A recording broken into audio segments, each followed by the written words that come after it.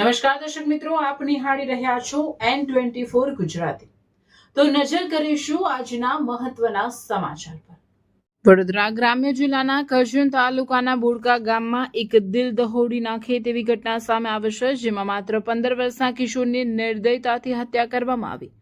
મૃતકની ઓળખ હર્ષદ રમણભાઈ રાઠોડિયા તરીકે થઈ છે। પ્રાપ્ત માહિતી મુજબ ગત તારીખ 15 એપ્રિલના રોજ સાંજે હર્ષદ પોતાના ઘરેથી એક્ટિવા લઈને ગામમાં સામાન લેવા માટે ગયો હતો। આ દરમિયાન ગામમાં જ રહેતા હેમેન્દ્રસિંહ હિતેન્દ્રસિંહ રોડિયા સાથે તેની એક્ટિવા હળવી અથડાઈ જતા બંને વચ્ચે બોલાચાલી અને ઝઘડો થયો હતો। ઝઘડો વધતા આરોપીએ હર્ષદનું ગળું દબાવી તેને બેભાન કરી દીધો હતો। ત્યારબાદ આરોપી ભયભીત થઈ ગયો અને ગુનાને છુપાવવાના ઈરાદે હર્ષદને પોતાની સાથે એક્ટિવા પર લઈ ગયો। પોલીસ તપાસ મુજબ આરોપી હેમેન્દ્રસિંહ હર્ષદને કંબુલાથી ખાંપા જતા બુલેટ ટ્રેન પ્રોજેક્ટના રસ્તા પર લઈ ગયો, જ્યાં તેણે હર્ષદ પર ઘાતક હુમલો કરીને તેની હત્યા કરી નાખી। બાદમાં મૃતદેહને રસ્તા પાસે ફેંકી દેવામાં આવ્યો હતો।